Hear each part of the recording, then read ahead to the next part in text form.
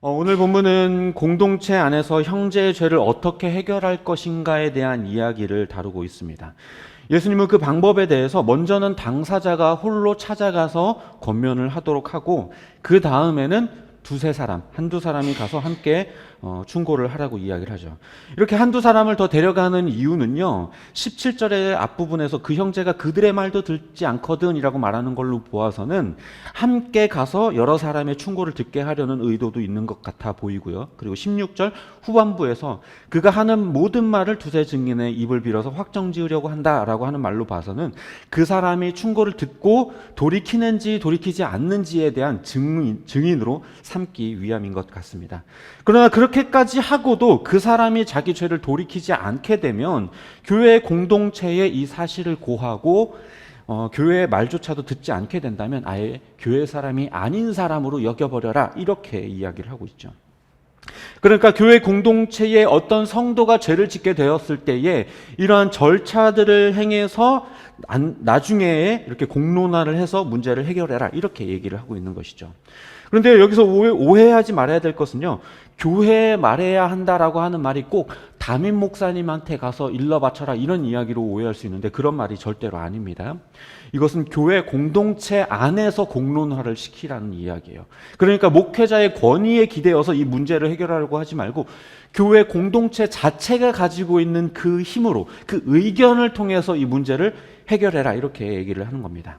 그래서 결론적으로 이 세 번의 절차, 혼자 찾아가고 두세 사람이 함께 가고 교회 이야기하고, 이렇게 세 번의 절차를 통해서 그 사람의 죄를 권징해야 한다라고 말씀하고 계신 것은 절차를 뛰어넘어서 교회 내에 있는 어떤 사람의 죄의 문제를 그냥 곧바로 그냥 폭로해버리고 공론화시켜서 그 사람을 창피하게 만들고 시험에 들게 만들지 말아라, 이렇게 이야기하고 있는 것이죠. 적어도 두세 번의 기회는 줘야 된다, 이렇게 얘기를 하고 있는 것입니다. 교회 내에서 누군가의 죄를 서로 용서하고 권면하는 방향이 아니라 그저 들춰내고 상처 주는 것에 집중하고 있다면 그건 교회라고 말할 수가 없겠죠. 교회라고 한다면 그 사람을 사랑하는 마음으로 권면하고 돌이킬 수 있도록 그를 위해서 기도해주고 하는 것이 공동체라고 이야기할 수 있을 것입니다. 권징이라고 하는 것은요, 결과적으로 권면이라는 단어와 징계라고 하는 단어가 합쳐진 단어거든요. 그런데 여기에 징계가 먼저가 아니라 권면이 먼저예요. 먼저 권면하고 그래도 듣지 않았을 때에는 그때는 징계해야 하는 거겠죠. 그러니까 이 두 차례의 권면이 통하지 않으면 나중에는 징계해라, 이런 겁니다.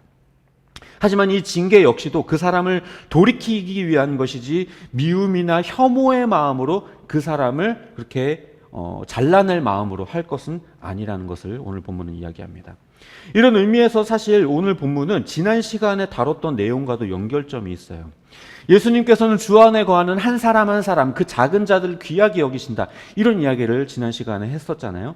그러니까 그 작은 자가 걸려 넘어지게 하는 것, 그것은 하나님의 뜻이 아니다라고 말했던 것처럼 오늘도 그 작은 자들이 교회 내에 있을 때에 어떤 죄의 문제가 발생했을 때에 그들 곧바로 죄의 문제를 폭로해서 그들을 걸려 넘어지게 하지 말고 세 번의 기회를 줘라, 이렇게 얘기하고 있는 것이죠.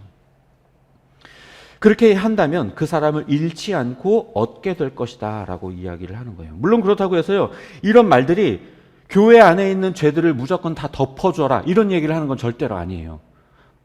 오늘 본문이 말하는 것처럼 세 번의 기회를 주고 안 되면 징계해라, 안 되면 이방 사람처럼, 안 되면 교회 사람이 아닌 것처럼 출교를 시키든지 그렇게 해라, 나중에 징계해라, 이렇게 얘기를 하는 것이죠. 그러니까 누군가의 죄를 발견하게 된다면 최대한 권면을 하고 돌이킬 수 있도록 교회가 최선을 다하되, 그렇게 하고도 되지 않는다면 그 사람은 이방 사람으로, 교회 사람이 아닌 사람으로 여기고 그렇게 징계해도 된다라고 이야기를 하는 것입니다. 그 다음 이제 18절에서 20절에서는요, 우리가 익숙하게 잘 알고 있는 구절들이 등장을 하는데요. 먼저 18절에 땅에서 매면 하늘에서도 매이고 땅에서 풀면 하늘에서도 풀릴 것이다.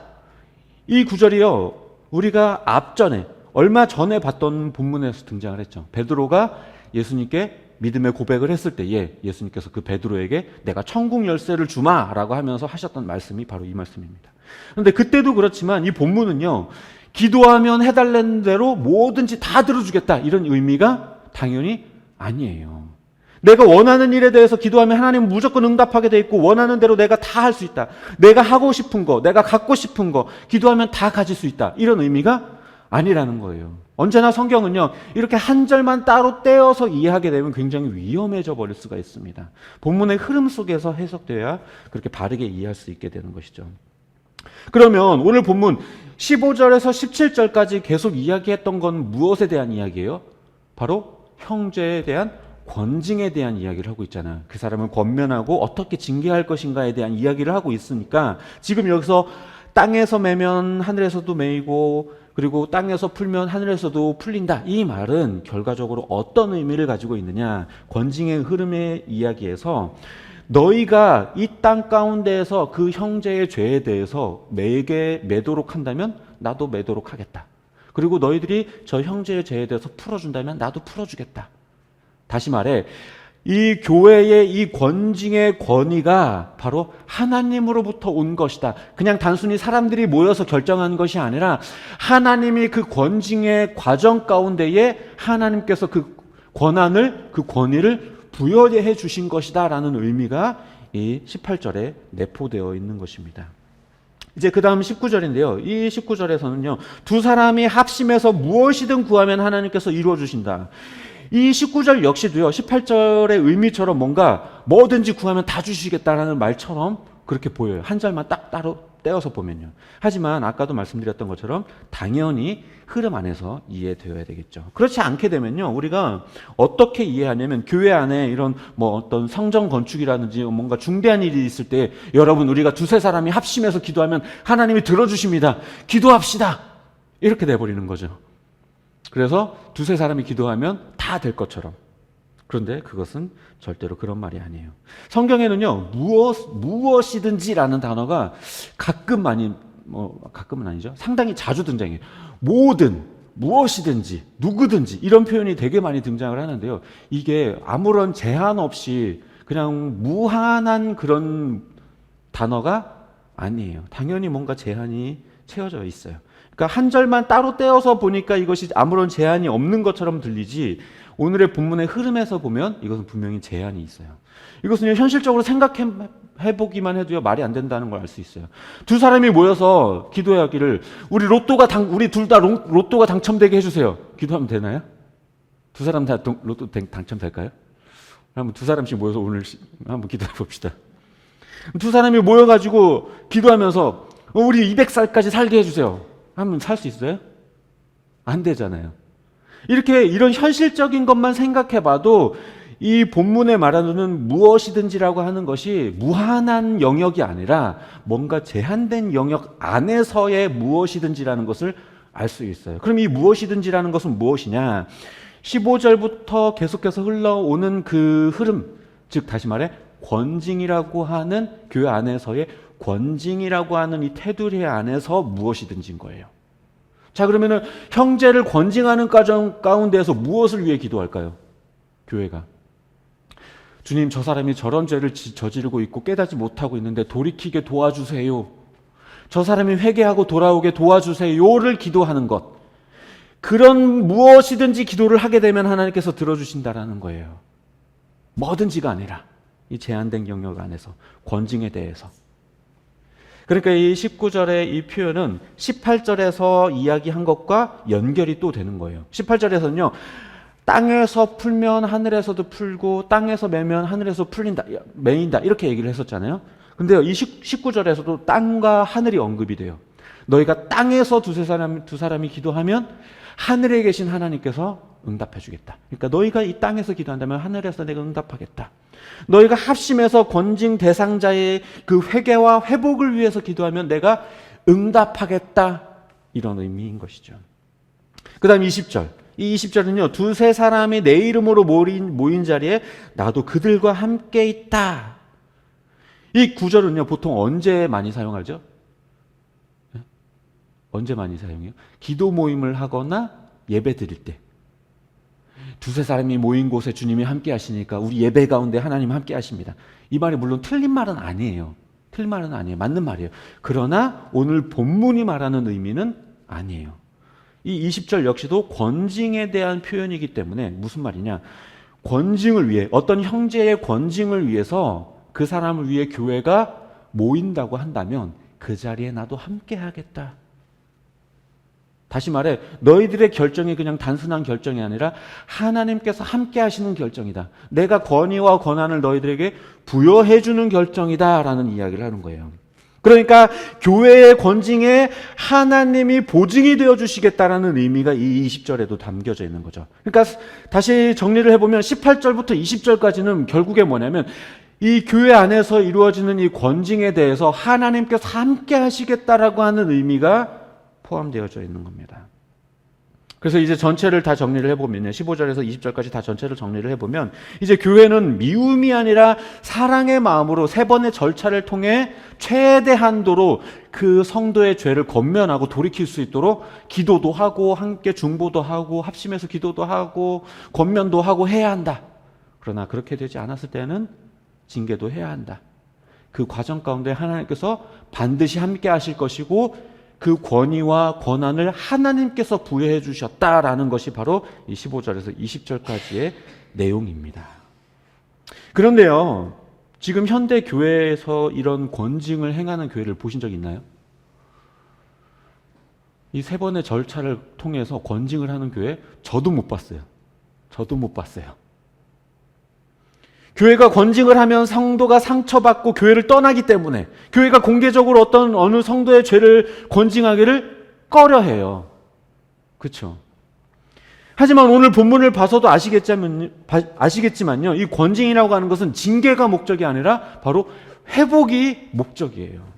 사랑이 목적이에요. 그러니까 건강한 교회라고 한다면 합당한 절차에 따라 권징하는 것이 온당합니다.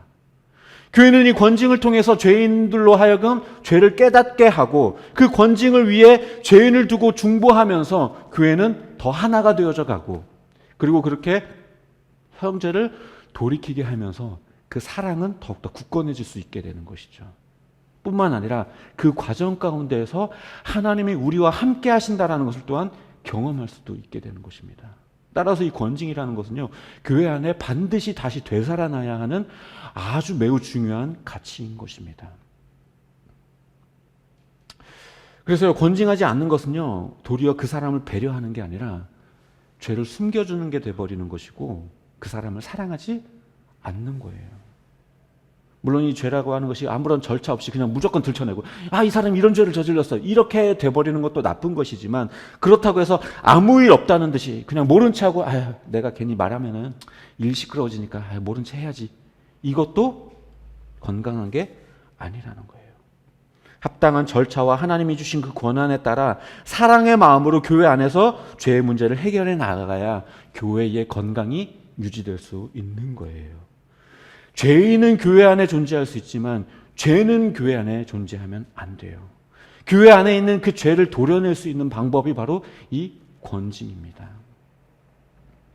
말씀을 정리합니다. 한국 교회에서요, 설교 시간에 죄를 거론하고 지적하는 게 언제부턴가 점점 사라져가고 있어요.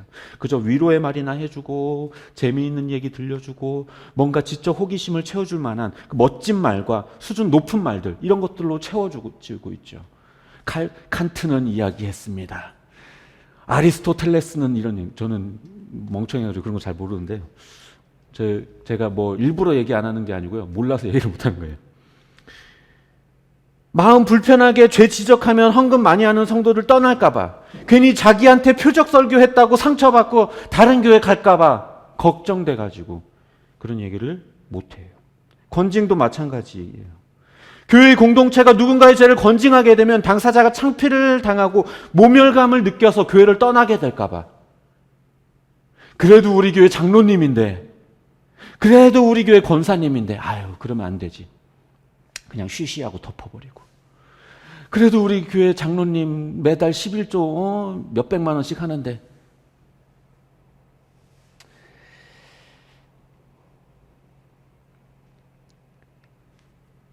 이 권징은요, 아까도 말씀드렸지만 교회가 회복해야 될 매우 중요한 권한이고 사랑의 방법입니다. 그래서 저희 늘함교회 교회도 이 하나님의 말씀을 따라 이 권징의 절차를 지켜나갔으면 좋겠어요. 누군가 질병이 생겨서 수술대에 눕게 됐다면 그게 창피한 일이 아니잖아요. 거기서 수술을 해야 되는데 옷 벗는 게 창피해요? 그게 아니잖아요. 당장 병을 고치는 게 더 중요한 것처럼 우리가 형제의 죄를 발견하게 됐을 때 이 죄가 드러나는 게 그게 창피한 게 아니라 그것을 우리 교회 안에서 해결해 나가고 하는 것이 더 중요한 겁니다. 그래서 누군가의 죄가 있다면 모른 채 하거나 별일 아는 듯 그렇게 덮는 것도 형제를 위한 게 아니고 들춰내고 비난하는 것도 형제를 위한 게 아니니까 이 세 번의 절차를 통해서 권면하고 중보하고 죄에서 돌이키도록 만들고 해서 형제 사랑을 우리가 실천할 필요가 있는 것입니다. 이거는요, 저를 포함한 그 누구도 예외가 될 수 없습니다. 이 권징이라고 하는 것은 목사 혹은 어떤 특정한 누군가에 의해서 이루어지는 것이 아니라 교회 공동체 전체의 의견을 통해서 이루어지는 것이기 때문에 그래요. 누구든 하나님의 권징 앞에 공평하고 겸손하게 서야 하고 그 누구도 잘못된 절차에 의해서 징계받아서도 안 될 것입니다. 또한 권징이 회복을 위한 것이라는 점에서 그 누구든 정말 진심으로 회개하고 돌이킨다면 그 사람의 과거의 잘못들을 묻지 않고 정말 하나님의 사랑으로 포용해 줄 수 있어야 할 것입니다. 바라기는 우리가 서로의 사랑의 마음으로 권징해서 이 건강한 교회를 만들어가는 저와 여러분이 되시기를 주님의 이름으로 축복합니다.